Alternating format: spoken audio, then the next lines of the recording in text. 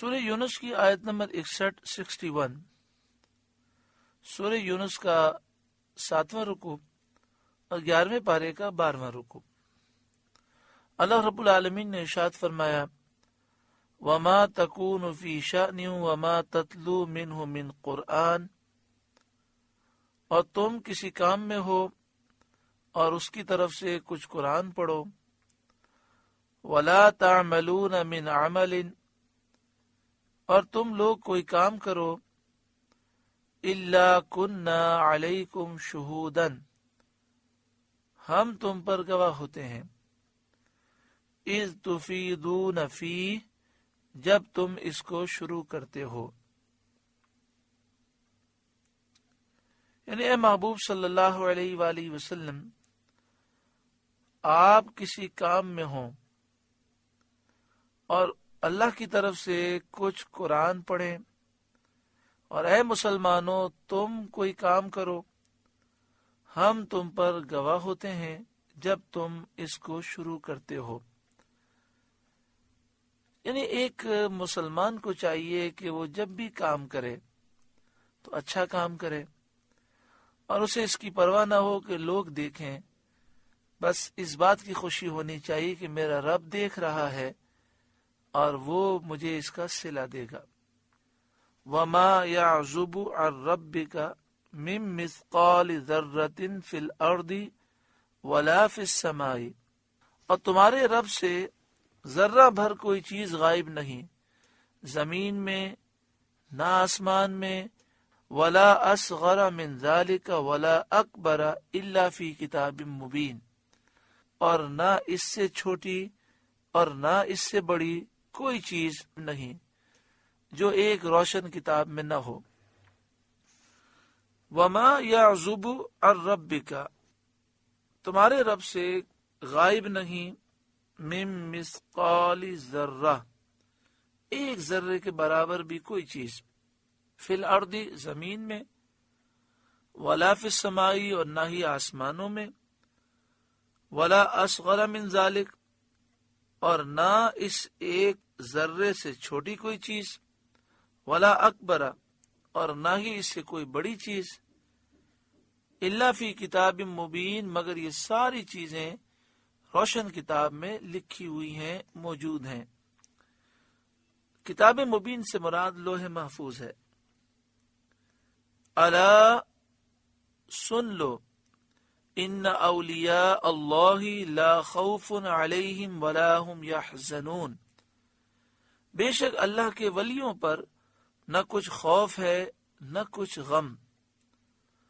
الذین آمنوا وکانوا یتقون، وہ جو ایمان لائے اور پرہیزگاری کرتے ہیں۔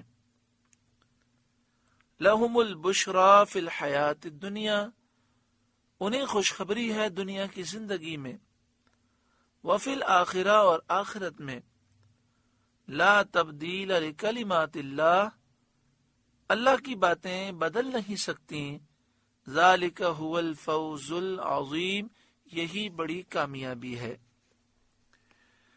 یہاں یہ فرمایا گیا کہ اللہ کے ولیوں کو نہ کچھ خوف ہوتا ہے اور نہ کچھ غم ہوتا ہے۔ مفسرین فرماتے ہیں کہ ولی کی اصل ولا سے ہے، اور ولا کے معنی ہوتا ہے قرب اور نصرت، تو ولی وہ ہے جسے اللہ کا قرب مل گیا اور اللہ کی غیبی مدد حاصل ہو گئی۔ اللہ کا ولی وہ ہے جو فرائض کے ذریعے اللہ کا قرب حاصل کرتا ہے اور اللہ تعالیٰ کی فرما برداری میں مشغول رہتا ہے، اور اس کا دل اللہ تعالیٰ کے جلال کے نور کی معرفت میں مستغرق ہوتا ہے۔ یعنی ولی اسے کہتے ہیں جو فرائض کے ذریعے اللہ کا قرب حاصل کر لیتا ہے، اللہ کی فرما برداری کرتا ہے، اور ہر وقت اس کا دل اللہ کے جلال کے نور کی معرفت میں ڈوبا ہوتا ہے۔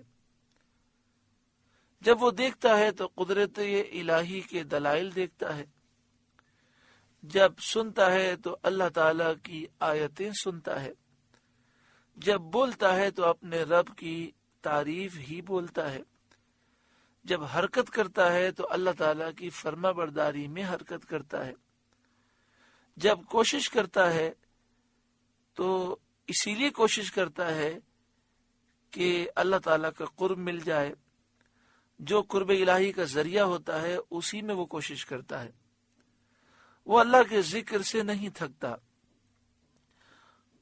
اس کے دل کی آنکھ اللہ کے غیر کو نہیں دیکھتی۔ یہ صفات اولیاء کی ہیں۔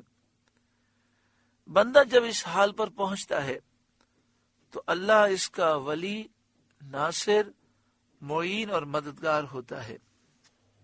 متکلمین حضرات یہ کہتے ہیں ولی وہ ہے جو اعتقاد صحیح مبنی بر دلیل رکھتا ہو، یعنی جس کے عقیدے بھی صحیح ہوں اور اس پر دلائل بھی رکھتا ہو، اور اعمال صالحہ شریعت کے مطابق وہ کرتا ہو، اسے ولی کہتے ہیں۔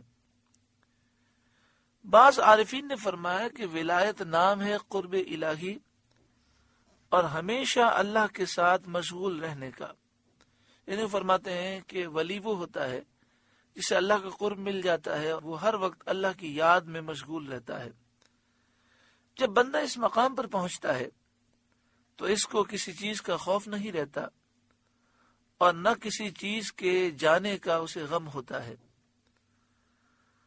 حضرت عبداللہ بن عباس رضی اللہ تعالی عنہما نے فرمایا ولی وہ ہے جس کو دیکھنے سے اللہ یاد آئے، اور یہی امام طبری کی حدیث میں بھی ہے۔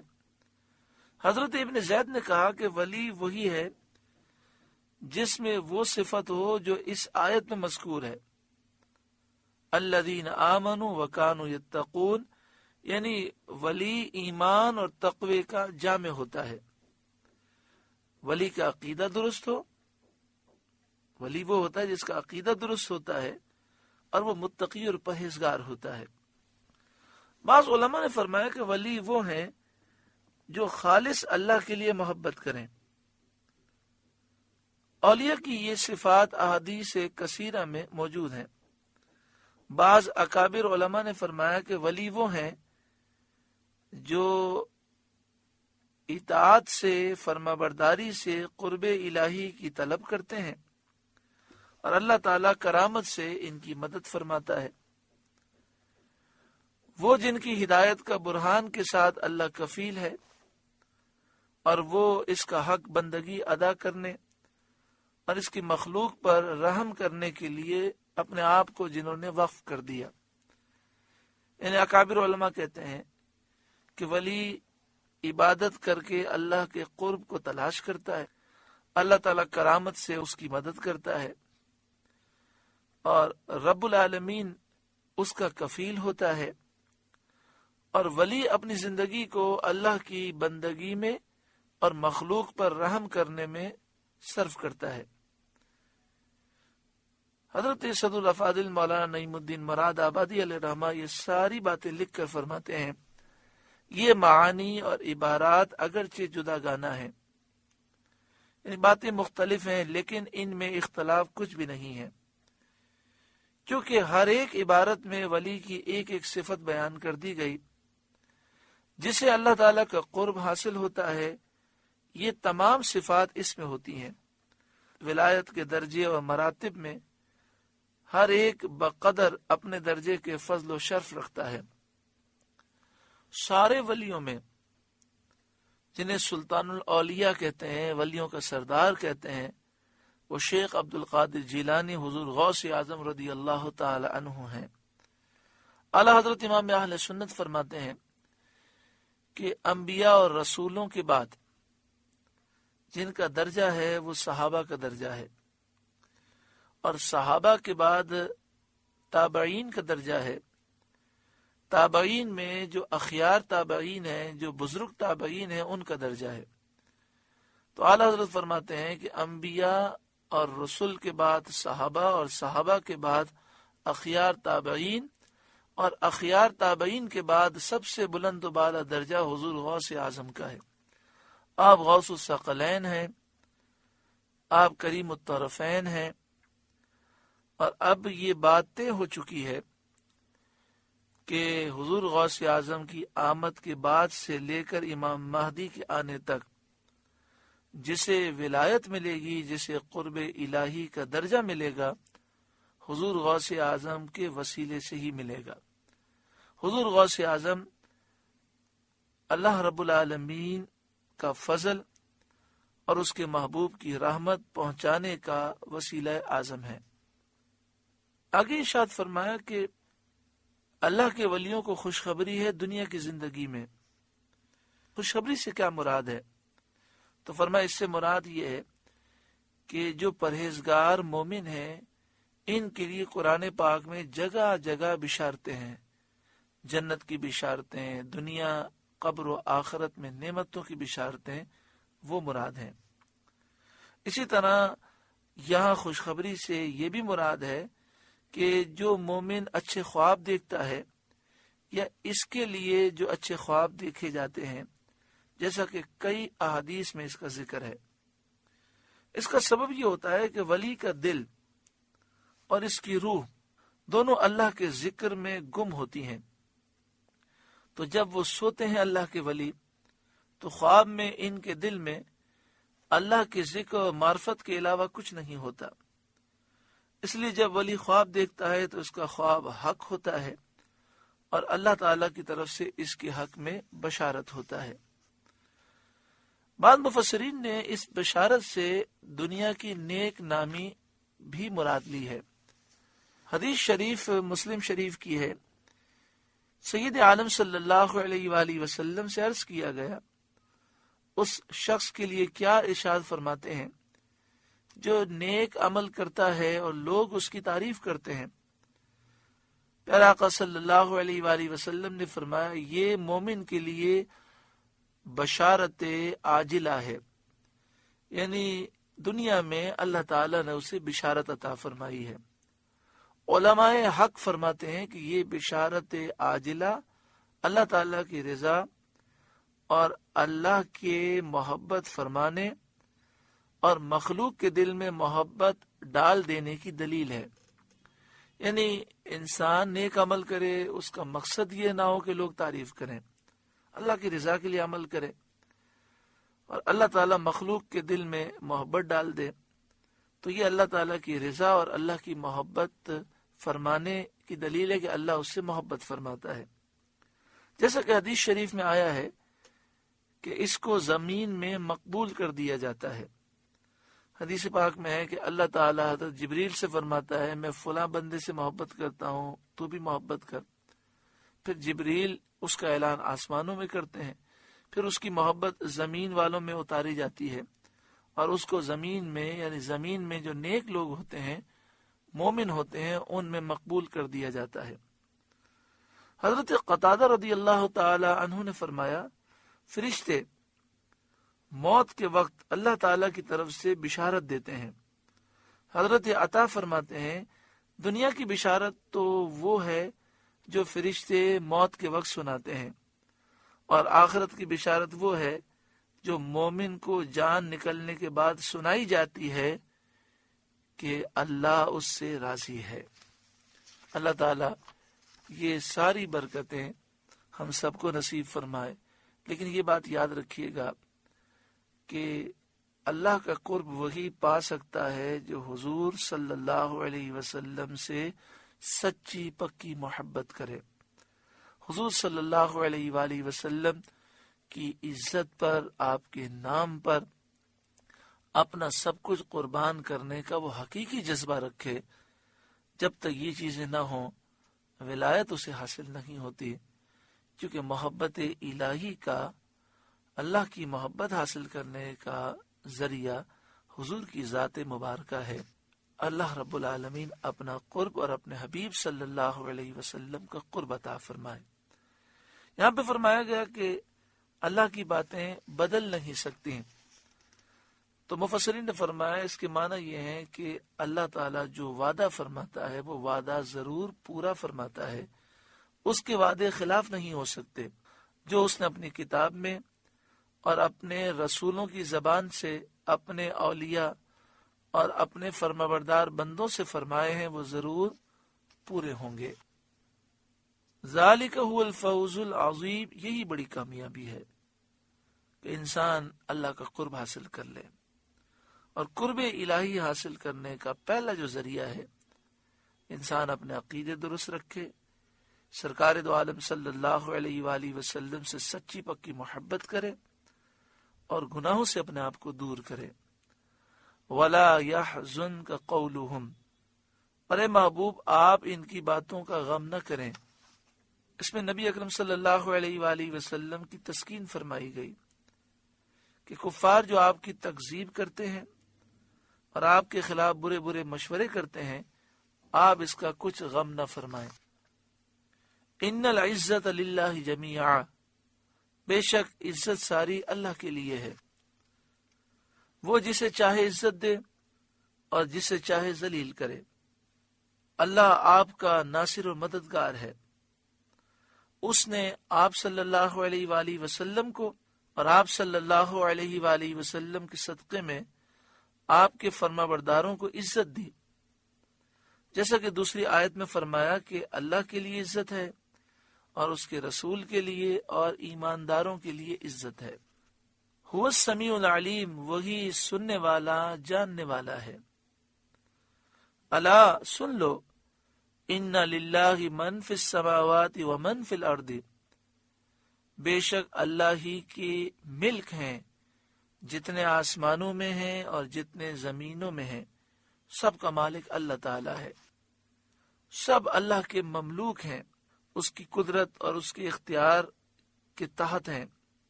تو جو اللہ کے مملوک ہیں وہ رب نہیں ہو سکتے، اس لیے اللہ کے سوا ہر ایک کی عبادت پوجا باطل ہے. یہ توحید کی بہت عمدہ دلیل ہے. الا سن لو، ان للہ من فی السماوات ومن فی الارض، بے شک اللہ ہی کے ملک ہیں جتنے آسمانوں میں ہیں اور جتنے زمینوں میں، یعنی آسمان و زمین میں جتنے ہیں سب کا مالک اللہ ہے. وما يتبع الذین يدعون من دون اللہ شرکاء، اور کاہے کے پیچھے جا رہے ہیں وہ جو اللہ کے سوا شریک کی پوجا کر رہے ہیں. یعنی ان کے پاس کیا دلیل ہے، کس دلیل کی وہ پیروی کرتے ہیں؟ مراد یہ ہے کہ یہ جو مشرک بتوں کو خدا کہتے ہیں، ان کے پاس کوئی دلیل نہیں. ان یتبعون الا الظن، وہ تو گمان کے ہی پیچھے جاتے ہیں. وَإِنْهُمْ إِلَّا يَخْرُصُونَ، اور وہ تو صرف اندازے مارتے ہیں، اٹکلے دوڑاتے ہیں، اندازے مارتے ہیں. یعنی ان کے پاس کوئی دلیل نہیں، بے دلیل محض غلط گمان سے اپنے جھوٹے خداؤں کو اللہ کا شریک ٹھہراتے ہیں. هُوَ الَّذِي جَعَلَ لَكُمُ اللَّيْلَ، وہی ہے جس نے تمہارے لیے رات بنائی، لِتَسْكُنُوا فِيهِ، کہ اس میں چین پاؤ اور آرام کر کے دن کی تھکن کو دور کرو. وَالنَّهَارَ، اور دن بنایا، مُبْصِرًا، تمہاری آنکھیں کھولتا، روشن بنایا تاکہ تم اپنے معاش کے اسباب کو حاصل کرو. ان فی ذلک لآیات لقوم یسمعون، بے شک اس میں نشانیاں ہیں سننے والوں کے لیے، جو سنیں اور سمجھیں ان کے لیے نشانیاں ہیں کہ جس نے ان چیزوں کو پیدا کیا وہی معبود ہے. جو اس بات کو سمجھیں اس کا کوئی شریک نہیں. ایسے لوگ جو سمجھتے ہیں ان کے لیے نشانیاں ہیں. کون سی بات کو سمجھیں؟ وہ اس بات کو سمجھیں کہ ان ساری چیزوں کو اللہ نے پیدا کیا، وہی خدا ہے، وہی الہ و معبود ہے، اس کا کوئی شریک نہیں. قالوا اتخذ اللہ ولدا سبحانہ، مشرکین بولے اللہ نے اپنے لیے اولاد بنائی، پاکی ہے اس کو. هو الغنی، وہی غنی ہے، بے نیاز ہے.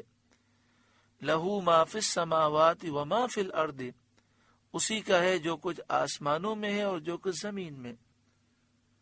کفار کا یہ کہنا کہ اللہ نے اپنے لیے اولاد بنائی بہت زیادہ کبھی اور انتہا درجے کی جہالت والا جملہ ہے۔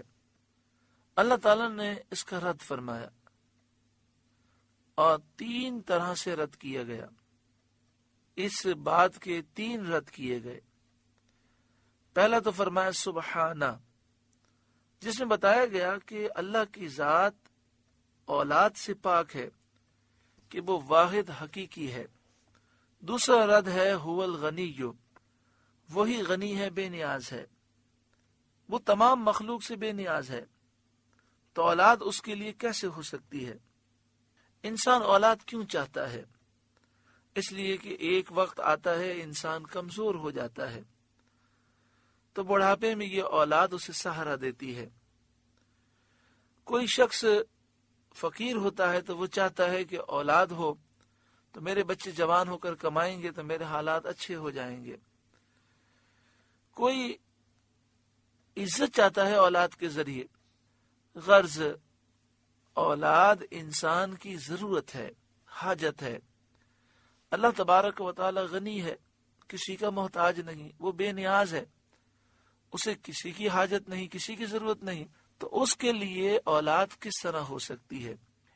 ایک بات یہ بھی کہ بچہ والد کا جز ہوتا ہے، بچہ والد کا جز ہوتا ہے، اور جو صفات والد کی ہوتی ہیں وہ بچے کی بھی ہوتی ہیں۔ یعنی مثال کے طور پر شیر کا بچہ شیر ہوتا ہے، انسان کا بچہ انسان ہوتا ہے۔ تو اللہ وحدہ لا شریک ہے، ہمیشہ سے ہے، تو اللہ رب العالمین جب وحدہ لا شریک ہے تو اس کے یہاں اولاد کیسے ہو سکتی ہے؟ اور تیسرا رد یہ فرمایا گیا لہو ما فی السماوات وما فی الارض، تمام مخلوق اللہ کی مملوک ہے، سب کا اللہ مالک ہے، اور مملوک ہونا اور بیٹا ہونا یہ دونوں جمع نہیں ہو سکتے۔ لہو ما فی السماوات وما فی الارض، اسی کا ہے جو کچھ آسمانوں میں اور جو کچھ زمین میں۔ یعنی جب آسمان و زمین کا وہ مالک، آسمان و زمین میں جو کچھ ہے اس کا وہ مالک، تو جو اللہ کا غلام ہے وہ خدا کیسے ہو سکتا ہے؟ ان عندکم من سلطان بہذا، تمہارے پاس اس کی کوئی بھی سند نہیں۔ اتقولون علی اللہ ما لا تعلمون، کیا اللہ پر وہ بات بتاتے ہو جس کا تمہیں علم نہیں؟ قل، اے محبوب آپ فرمائیے، ان الذین یفترون علی اللہ الکذب لا یفلحون، وہ لوگ جو اللہ پر جھوٹ باندھتے ہیں ان کا بھلا نہ ہوگا، وہ کامیاب نہ ہوں گے۔ متاع فی الدنیا، دنیا میں کچھ برت لینا ہے، دنیا میں کچھ سامان ہے، کچھ وقت گزار لینا ہے۔ ثم الینا مرجعہم، پھر انہیں ہماری طرف واپس آنا ہے۔ ثم نذیقہم العذاب الشدید بما کانوا یکفرون، پھر ہم انہیں سخت عذاب چکھائیں گے ان کے کفر کا بدلہ۔ دنیا کی زندگی بہت قلیل ہے، ہمیں یہ نہیں دیکھنا چاہیے کہ معاشرہ کس طرف جا رہا ہے، لوگ کیا کر رہے ہیں۔ جب ہمیں موت آئے گی، لوگ ہمیں ہماری قبر میں چھوڑ کر چلے جائیں گے، ہمیں جواب دینا ہے۔ ہم لوگوں کی خاطر اپنی آخرت برباد نہ کریں۔ اللہ تعالی ہمیں سچی پکی توبہ نصیب فرمائے، پاکیزہ زندگی گزارنے کی توفیق عطا فرمائے۔ سورہ یونس کا 7واں رکوع مکمل ہوا۔ اللہ تعالیٰ اس رکوع کے نور سے ہمارے قلوب کو روشن فرمائے۔ آپ سے گزارش ہے کہ قرآن کے اس پیغام کو آگے پہنچا کر ثواب جاریہ حاصل کریں۔